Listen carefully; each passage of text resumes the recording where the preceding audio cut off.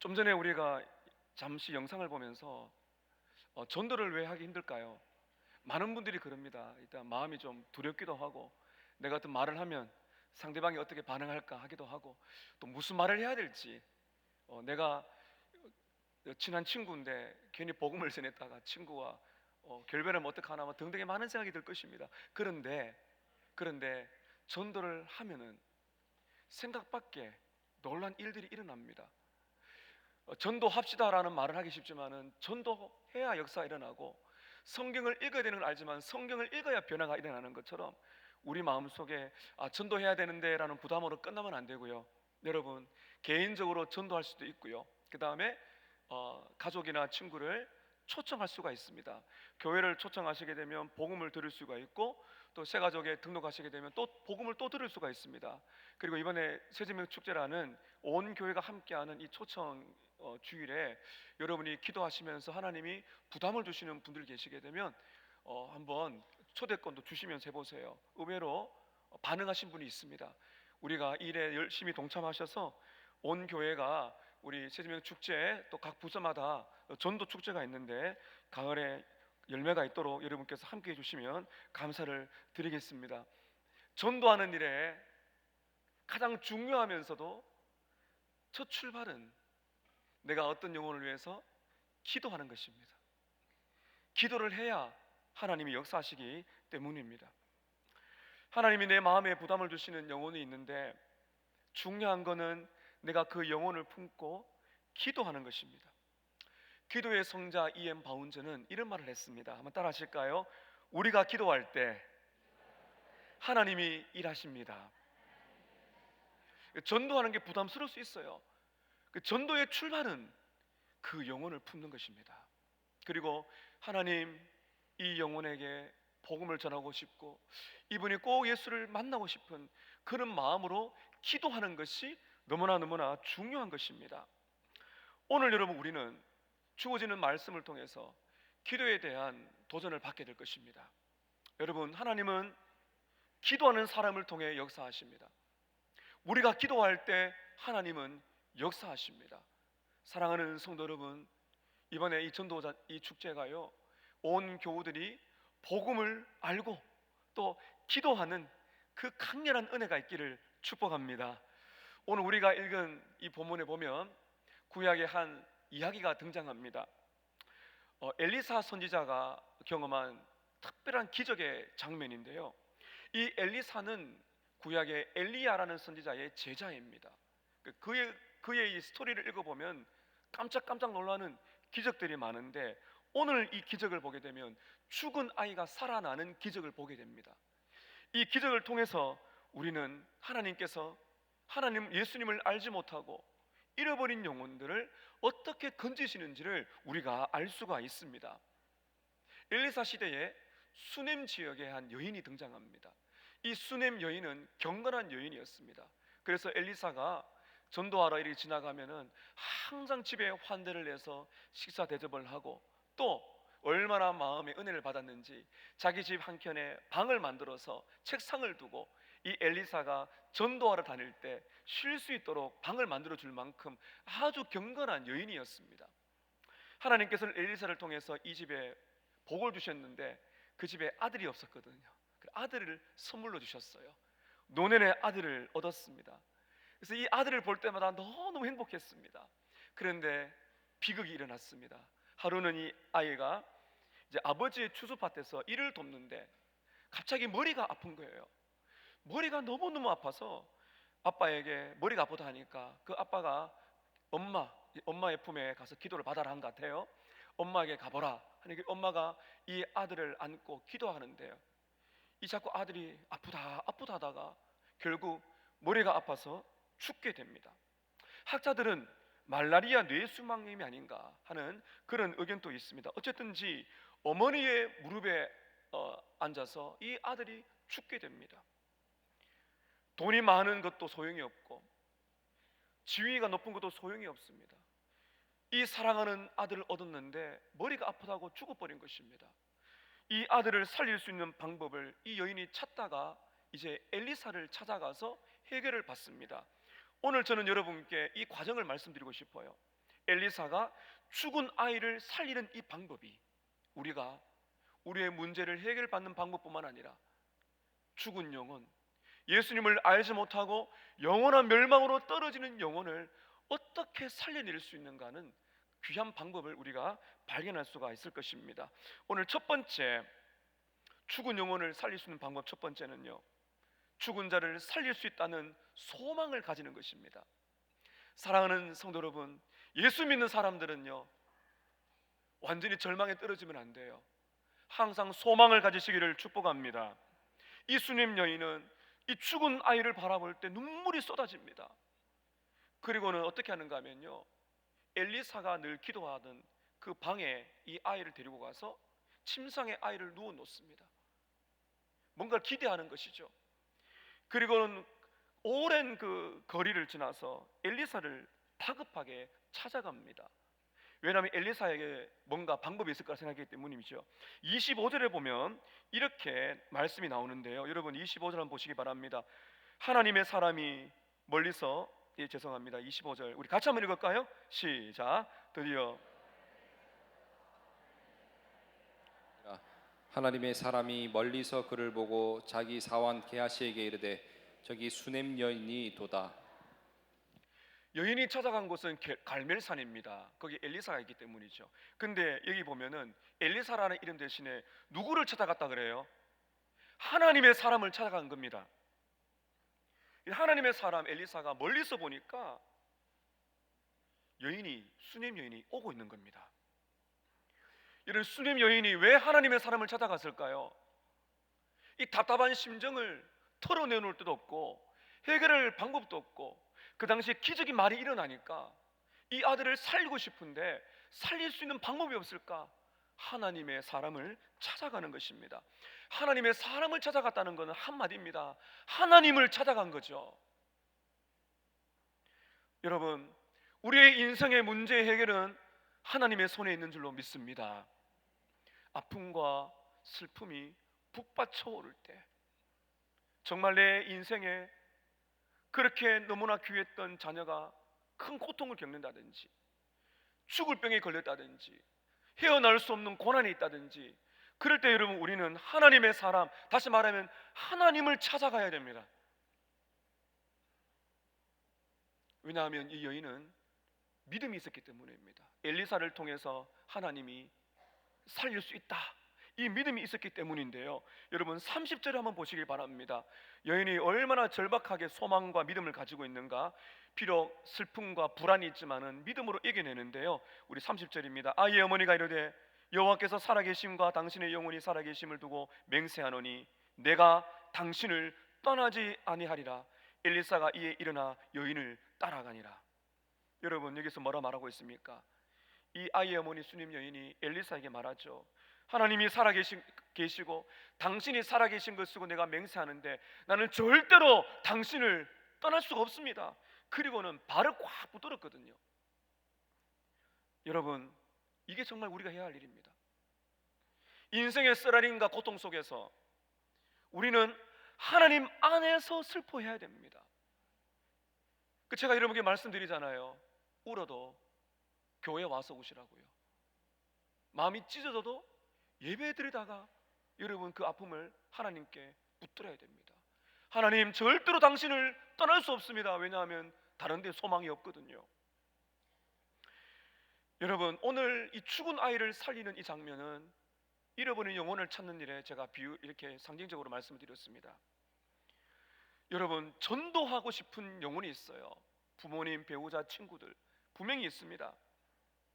그게 우리가 예수를 믿는다면 그런 부담은 누구나게 다 있습니다. 오랫동안 노력했지만은 예수를 믿겠다고 하지 않는 그런 우리의 가족들이 있을 수가 있습니다. 공을 많이 들이고 선을 많이 베풀고 식사도 하면서 그렇게 예수님을 전했는데도 꿈쩍도 하지 않는 우리의 이웃과 회사 동료들이 있을 수가 있습니다. 여러분, 그러나 낙심하지 마시기를 바랍니다. 왜냐하면 하나님께 소망이 있는 줄로 믿습니다.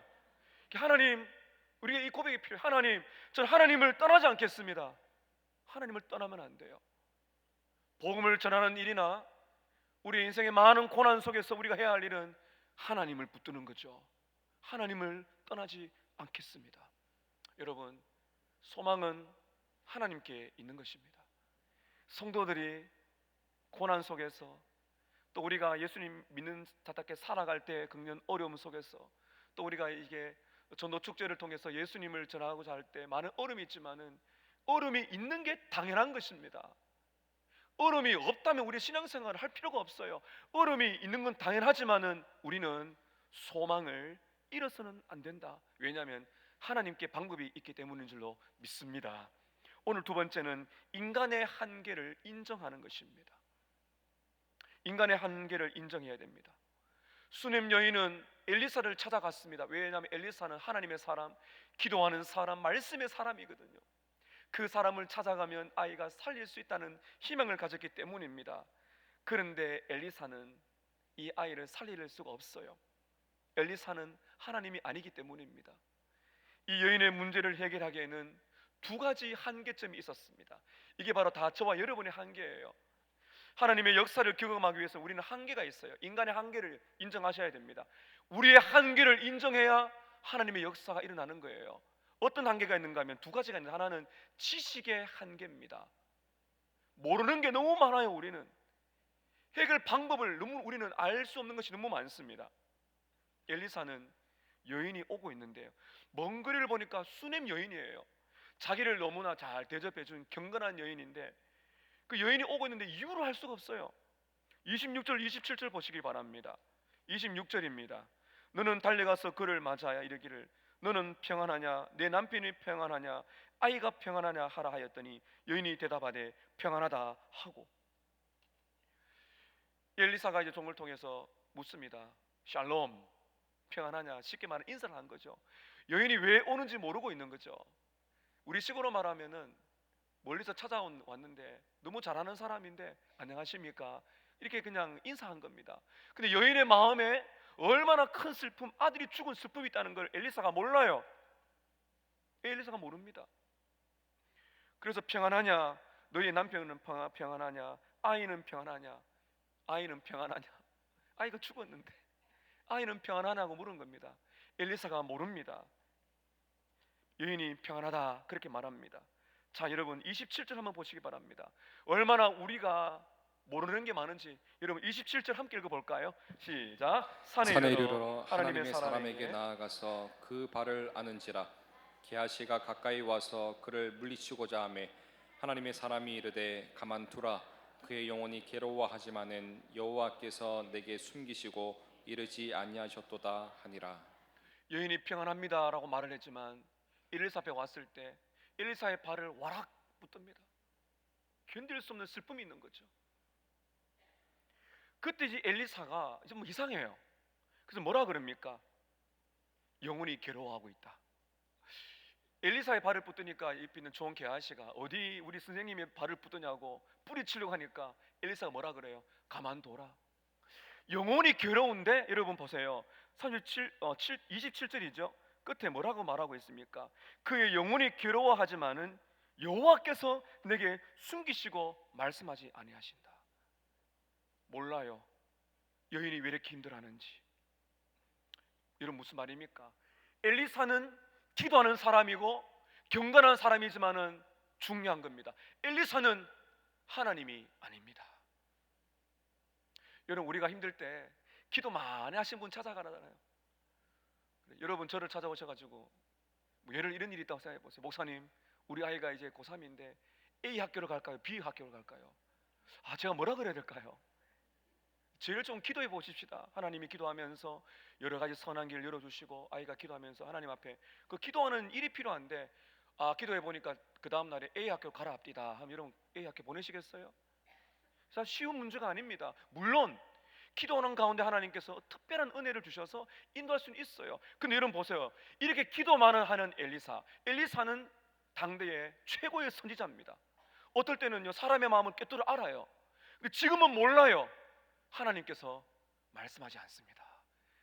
그냥 마음이 괴로운 거예요. 뭔가 이 여인이 지금 슬프다. 사랑하는 여러분, 아무리 기도를 많이 하고 아무리 말씀을 통달하는 경건한 사람이라 할지라도 사람은 사람입니다. 인간은 한계가 있습니다. 뭔가 답답할 때 속 시원하게 말해주는 사람이 있으면 얼마나 좋겠어요. 저도 그래요. 저도 기도하는 제목이 있는데 누가 좀 야, 배 목사 이렇게 해 라고 말해주면 너무 좋겠어요. 근데 하나님은 계속 기도를 시키세요. 왜 그렇게 할까요? 사람은 한계가 있습니다.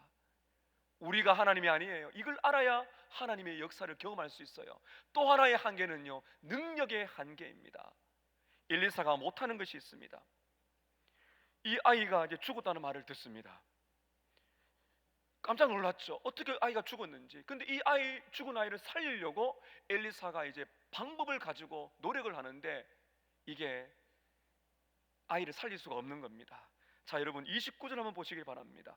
29절에 엘리사가 게하시에게 이르되 내 허리를 묶고 내 지팡이를 손에 들고 가라. 이제 종에게 말하죠. 게하시는 종이거든요. 게하시에게 야, 너는 빨리 허리를 묶고 뛰어가라. 내가 내 지팡이를 손에 줄 테니까 그 지팡이를 손에 들고 가라. 사람을 만나거든 인사하지 말고 빨리 가라. 사람이 내게 인사할지라 대답하지 말고 내가 주는 내 지팡이를 그의 아이의 얼굴에 놓으라 하는지라. 엘리사는 이 지팡이의 능력이 있다고 본 거죠. 지팡이란 거는 그 당시 선지자가 가지는 능력의 상징입니다. 그래서 이 지팡이를 종의 손에 들려가지고 이 지팡이를 얼굴에 놓으면 살 것이라고 믿었던 것입니다. 여러분 어떻게 됐을까요? 게하시가 먼저 뛰어가서 이제 그 죽은 아이 얼굴에 엘리사의 지팡이를 놓았어요. 엘리사와 수냄 여인은 뒤따라갑니다. 31절에 보시게 되면 결과를 보시겠습니다. 어떤 결과인가? 31절에 게하시가 그들보다 앞서가서 지팡이를 그의 아이의 얼굴에 놓았으나 어떻게 됩니까? 소리도 없고 듣지도 아니하는지라 돌아와서 엘리사를 맞아 그에게 말하되 아이가 깨어나지 못했습니다. 엘리사는 실패를 했습니다. 엘리사는 나름 최선을 다했어요. 근데 이 지팡이는 능력을 발휘하지 못했습니다. 여러분, 지팡이만 간다고 되는 것이 아니라는 겁니다. 지금 엘리사가 뭐를 놓친 게 있어요. 지팡이가 능력을 발휘하려면은 지팡이는 나무거든요. 지팡이가 중요한 게 아니라 지팡이를 통해서 누가 역사를 하셔야 되는 거예요?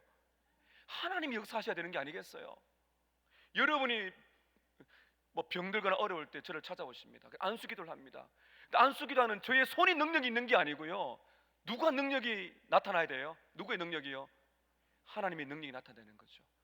엘리사가 지금 이거를 놓친 것입니다. 여러분, 저와 여러분도요, 막 어렵고 힘들 때 이 지팡이만 붙들고 있는 때가 많습니다. 예를 들어 보겠습니다. 여러분, 우리는 지팡이만 들고 있을 때가 많아요. 여러분, 우리가 말씀을 전하고 설교하고 복음을 전하지만 그 자체가 사람을 변화시키는 것이 아닙니다. 물론 말씀, 복음 안에는 능력이 있지만은 그 자체, 지팡이만 던지는 것 자체로는 능력이 나타나지 않아요. 그 안에 누구의 능력이 들어가야 되는 거예요? 하나님의 능력이 들어가야 설교의 능력이 나타나는 줄로 믿습니다.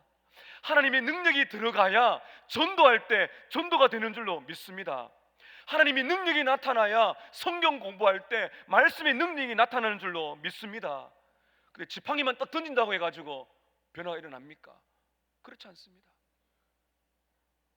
사랑하는 여러분, 하나님이 역사하지 아니하면요, 아무리 뛰어난 목사도 설교는 망칠 수가 있습니다.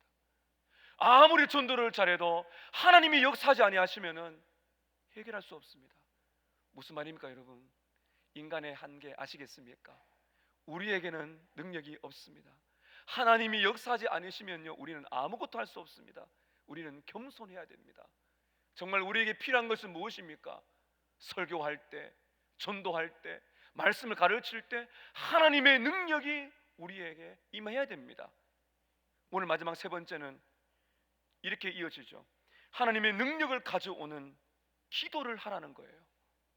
하나님의 능력이 오는 통로, 기도입니다. 기도를 해야 능력이 옵니다. 기도를 해야 말씀의 능력이 나타나고, 기도를 해야 성경 말씀의 능력이 나타나고, 기도를 해야 전도의 능력이 나타나고, 기도를 해야 찬양의 능력이 나타나는 줄로 믿습니다. 엘리사가 실패했잖아요.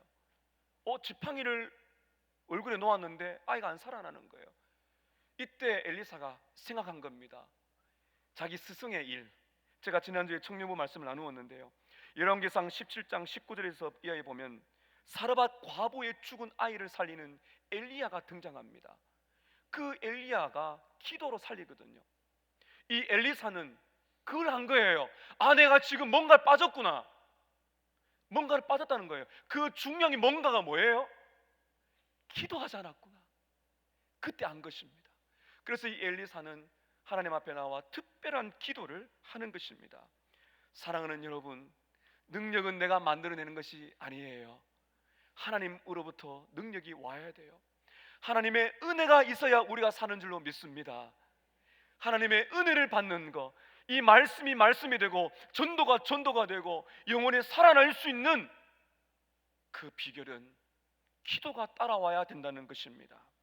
오늘 엘리사가 기도한 세 가지 방법을 말씀드리겠는데, 이 세 가지 기도의 방법이 저 여러분의 기도의 삶을 변화시키기를 바라면서 세 가지를 말씀드리겠습니다. 첫 번째, 한번 따라하십시다. 마음의 골방에서 기도를 드리라. 마음의 골방이 필요합니다. 자, 어떤 말씀인가? 자, 여러분 32절을 보시길 바랍니다. 중요한 말씀이 이어지니까 이제 같이 한번 읽도록 하겠습니다. 32절 읽습니다. 시작. 엘리사가 집에 들어가 보니 아이가 죽었는데 자기의 침상에 눕혔는지라. 엘리사가 집에 들어가 보니 아이가 죽었어요. 눈으로 봤습니다. 이 아이가 어디에 있어요? 자기의 침상에. 자기의 침상이 뭐예요? 늘 무릎을 꿇고 기도하는 침상이거든요. 거기에 이 엄마가 아이를 딱 올려놓고 엘리사를 부른 겁니다. 그리고 여러분, 그때 이 엘리사가 기도해야 되겠다는 열정을 가지죠. 여러분 33절 어떻게 기도하는가 한번 보실까요? 읽습니다. 시작. 들어가서는 문을 닫으니 두 사람뿐이라. 엘리사가 여호와께 기도하고. 들어가서는 문을 닫았습니다. 이게 골방을 말하는 겁니다. 그리고 여러분, 몇 사람뿐입니까? 누구예요? 엘리사와 죽은 아이. 이게 여러분 영적인 작용이거든요. 엘리사와 죽은 아이. 다시 말하면 우리와 문제, 기도거리, 우리와 전도 대상자, 그토록 눈물로 기도하는, 너무나 구원받기 원하는 우리의 배우자, 가족들, 친구들, 나와 그 사람, 엘리사와 죽은 아이. 그리고 여러분, 여기로 끝나는 것이 아니에요. 잘 보세요. 들어가서는 문을 닫으니 두 사람뿐이에요. 사람은 두 사람이에요. 한 사람은 산 사람, 한 사람은 죽은 사람이에요. 근데 여기서 끝나지 않습니다. 엘리사가 누구에게? 여호와께 뭐 한다고요? 기도하더라. 엘리사가 죽은 아이를 살리는 방법을 이제 찾은 것입니다. 하나님입니다. 하나님께 기도하는 것이죠. 여러분, 기도는, 정말 중요한 기도는 내가 해야 됩니다. 다른 사람이 나를 위해 기도할 수 있지만 이게 기도예요. 사랑하는 여러분, 여러분의 인생에 어떤 고난과 아픔이 있습니까? 하나님과 독대하셔야 됩니다. 여러분, 이것은 여러분의 집에 있는 골방일 수가 있고요, 기도실이 있을 수가 있고요, 교회에 나와서 하는 새벽기도, 주중기도, 이 예배실이 있을 수가 있고요. 중요한 건 내 마음이거든요. 내 마음의 골방에서 하나님과 만나는 것입니다. 문제를 가지고 와서, 어려움을 가지고 와서 하나님을 만나는 것이고요, 오늘 말씀에 의하면 죽은 아이를 하나님 앞에 데리고 가야 되는 것입니다. 마음의 골방에서 기도해야 됩니다. 사랑하는 여러분, 영혼을 품으세요. 전도 대상자를 품으세요. 어디에요? 여러분의 마음의 골방에서. 이게 중요합니다. 저와 여러분의 마음의 골방에서 정말 기도해야 될 영혼을 품는 것입니다. 이게 태신자를 품는 거거든요. 오늘 명단도 적어야 되지만요, 하나님과 나와 잃어버린 영혼들, 이 영적인 삼각형, 어디에서요? 내 마음의 골방에서. 여러분이 기도하는 부모님을 여러분의 마음의 골방에 모셔와 기도하셔야 됩니다. 여러분이 기도하는 이웃들과 자녀들과 여러분의 그 회사에, 일터에 있는 동료들을 여러분의 마음의 골방에 데리고 와서 하나님과 삼각형을 그리셔야 돼요. 그 영혼을 마음의 골방에서 기도하는 일이 문제 해결을 위한, 영혼을 살리는 기도의 출발이다. 두 번째 기도의 방법은 내 생명을 쏟아서 기도하는 것입니다. 우리의 기도가 여러분 얼마나 참 기도하다가 그냥 잊어버릴 때가 많고, 대충 기도할 때가 많고, 설렁설렁 기도할 때 얼마나 많습니까? 역사를 일으키는 기도는 중요한 일일수록 하나님은 우리에게 기도를 많이 시키세요. 정말 중요한 내 인생의 일일수록 하나님은 엄청난 간절한 기도를 하도록 만드세요. 그래야 하나님의 능력을 경험하기 때문입니다. 여러분 34절에 보세요. 이 엘리사가 어떤 특별한 기도를 하는지 우리에게 교훈을 주고 있습니다. 34절 우리 함께 읽겠습니다. 시작. 아이 위에 올라 엎드려 자기 입을 그의 입에, 자기 눈을 그의 눈에, 자기 손을 그의 손에 대고 그의 몸에 엎드리니 아이의 살이 차차 따뜻하더라. 좀 여러분 이상하지 않으세요? 그냥 아이가 침대에 누워 있고 무릎 꿇고 기도하면 되잖아요. 굉장한 중요한 교훈을 주고 있는 것입니다. 아이 위에 아이가 죽었어요. 시체입니다. 이 엘리사는 그 아이 위에 엎드렸어요. 아이 입에 자기 입을 대고, 죽은 아이의 눈에 자기의 눈을 대고, 죽은 아이의 손에 자기 손을 이렇게 딱 포갠 것입니다. 여러분 이게 어떤 의미인지 아시겠습니까? 우리 부모님들, 우리 어린 아이들이 자랄 때 막 열이 막 올라갑니다. 그때 어떤 기도를 하세요? 하나님, 제가 좀 대신 아파하면 안 되겠습니까? 이 아이의 열을 제가 그냥 아파하고 아이는 깨끗하게 나았으면 좋겠습니다. 제가 한 번은 어떤 부모님을 봤는데요, 그 아이가 좀 희귀병에 걸렸어요. 그래 이 아빠가요 아이 입에 대더니 이렇게 하더라고요. 살아나라 살아나라. 아빠의 마음이 전해지는 거죠. 살아나라고. 여러분 지금 보세요. 엘리사가 죽은 아이 몸에 엎드렸습니다. 아이의 눈과 자기의 눈, 아이의 손과 자기의 손, 아이의 입과 자기 입이 딱 포개졌어요. 그때 여러분 어떤 일이 일어날까요? 죽은 아이의 싸늘한 냉기가 엘리사에게 오는 거죠. 그 다음에 어떻게 됩니까? 엘리사 안에 있는 온기가 시체 안으로 들어가는 겁니다. 이게 기도입니다. 이게 기도예요. 여러분 우리는 엄청난 문제를 가지고 기도하게 될 때 그 문제가 얼마나 커 보이는지 몰라요. 건널 수 없는 산이에요. 뛰어넘는 산처럼 내게 압박을 주는 고난이 있을 때 차갑잖아요. 도저히 이겨낼 수 없어요. 차가운 시체처럼 막 내 마음을 억누르고 냉담하게 만들고 이겨낼 수가 없는 겁니다. 그때 여러분 이 문제의 냉담함, 큰 상과 같이 어려운 죽은 시체처럼 그 냉기를 가지고 내가 압도당하면 안 돼요. 기도한다는 것은 이걸 이겨내야 되는 거예요. 어떻게 해요? 열기로, 열정으로 이겨내야 되는 겁니다. 여러분 우리가 믿지 않는 분들 내 마음에 모시고 기도하게 될 때 어떻습니까? 그렇게 기도해도 전도해도 돌아오지 않는 사람들 어떻습니까? 냉담하죠. 냉기가 있게 되죠. 예수님께로 돌아오지 않는 영혼들을 생각하면 마음이 답답하고 냉기가 옵니다. 되겠나 싶습니다. 이때 오늘 주님이 우리에게 말씀하시는 기도는 이것입니다. 그런 냉기를 겪을 때 낙심하지 말고 내 안에 있는 냉기를 녹일 수 있는 열기를 뿜어내라는 거예요. 그 열기가 뭐예요? 내 안에 있는 열기, 죽은 시체를 살릴 수 있는 내 안에 있는 열기가 무엇입니까? 예수님의 사랑입니다. 내 안에 영혼을 사랑하는 십자가의 능력이 열기인 줄로 믿습니다. 내 안에 역사하는 예수가 있어야 됩니다. 여러분 우리는 예수님 안에서 살아났습니다. 여기는 시체가 우리잖아요. 우리가 예수님 안에 살아났어요. 그 예수님의 생기, 그 예수님의 능력이 죽은 자를 살려달라고 우리는 기도를 해야 되는 것입니다.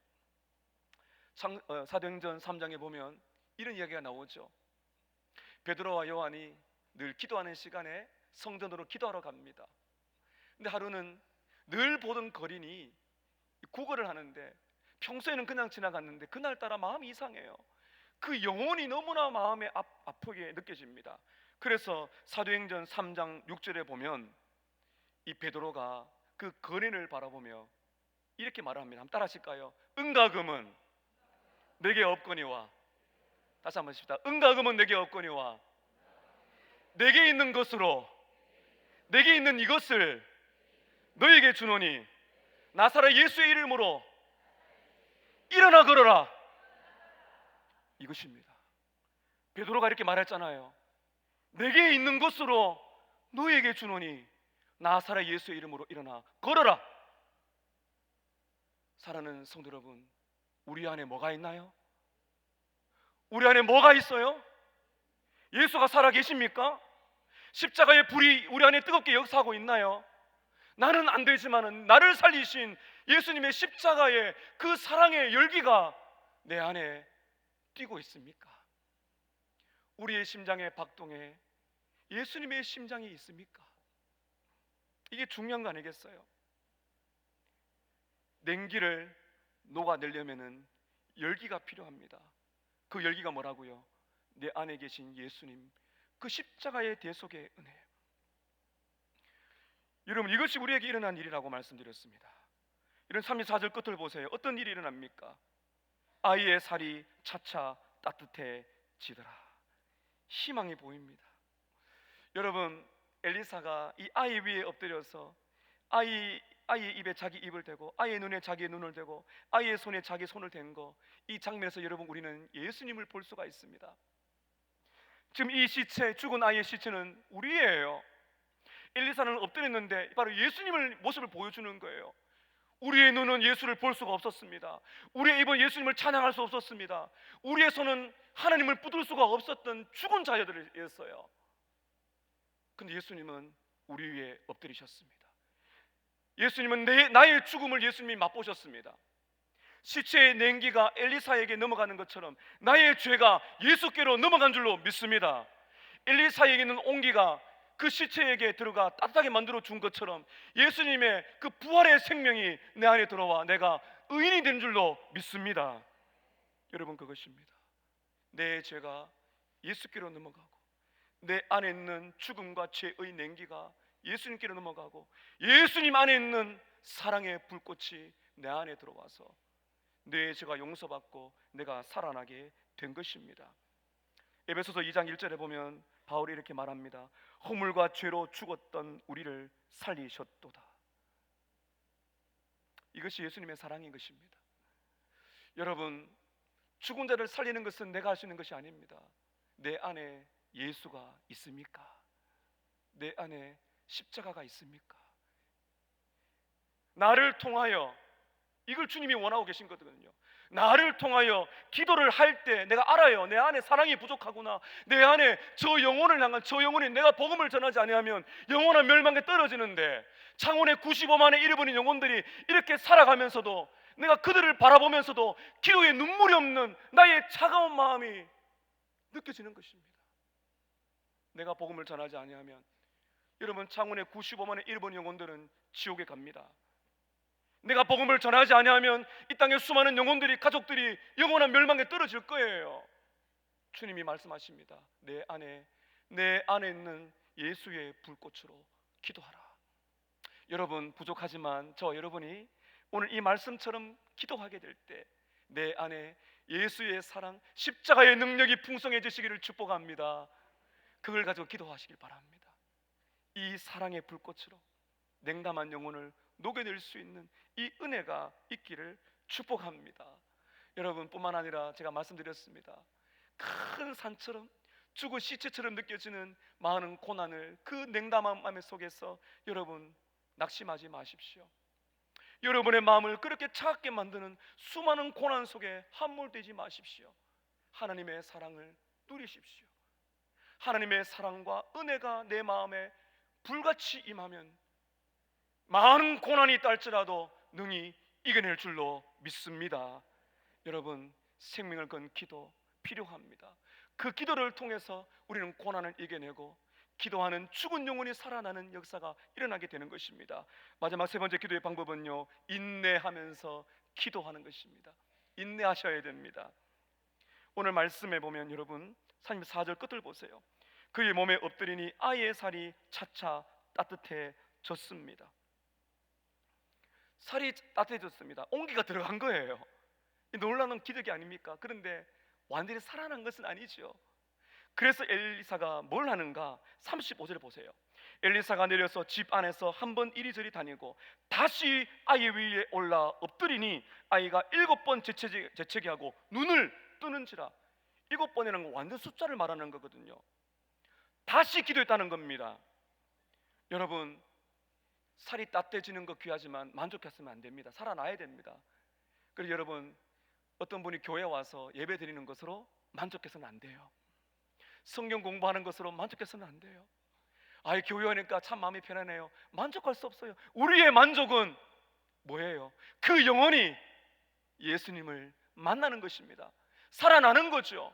혹시 이곳에, 오늘 이곳에 여러분이 예배당에 나와서 예배를 드리지만 아직도 여러분 영혼이 죽은 상태에 있지는 않나요? 회심치 못한 분이 계시지 않습니까? 오늘 이 예수님의 사랑을 받아들이시고 살아나는 날이 되시기를 축복합니다. 여러분, 우리가 기도하고 이렇게 매년마다 세대명 축제를 할 때 지치지 마세요. 매년마다 오시는 분 또 오셔도 됩니다. 언제까지요? 그 영혼이 주님께 돌아올 때까지 다시 엎드리는 겁니다. 다시 기도하는 겁니다. 그때 여러분 예수 그리스도를 믿는 역사가 일어날 줄로 믿습니다. 마지막 말씀 읽고 마치고자 합니다. 36절 37절 우리 함께 읽습니다. 시작. 엘리사가 게하시를 불러 저 수넴 여인을 불러오라 하니 곧 부름에 여인이 들어가니 엘리사가 이르되 내 아들을 데리고 가라 하니라. 여인이 들어가서 엘리사의 발 앞에서 땅 엎드려 절하고 아들을 안고 나가니라. 아들이 살아났습니다. 부활입니다. 부활의 소망이 있는 줄로 믿습니다. 사랑하는 성도 여러분들이요, 죽음의 위협을 느끼십니까? 고난이 여러분을 압도하고 있습니까? 부활의 소망을 잃지 마시기를 바랍니다. 아이는 살아난 줄로 믿습니다. 우리는 절대적인 죽음의 그림자에 있을 수가 없습니다. 그래서 우리는 소망을 가지고 예수님을 찬양하는 것입니다. 기도하는 것입니다. 죽은 영혼이 살아날 수 있다는 믿음과 소망을 가지고 나는 할 수 없으나 내 안에 있는 예수의 능력이 회심케 한다는 믿음을 가지고 우리는 기도하고 복음을 전해야 될 줄로 믿습니다. 마음의 골방에 그분을 품으세요. 이제 몇 주나 남았지만은 그 몇 주 동안에 여러분 매일매일마다 기도하세요.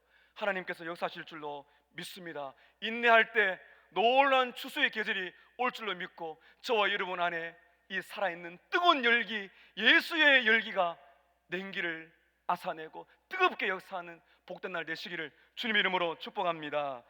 기도하겠습니다.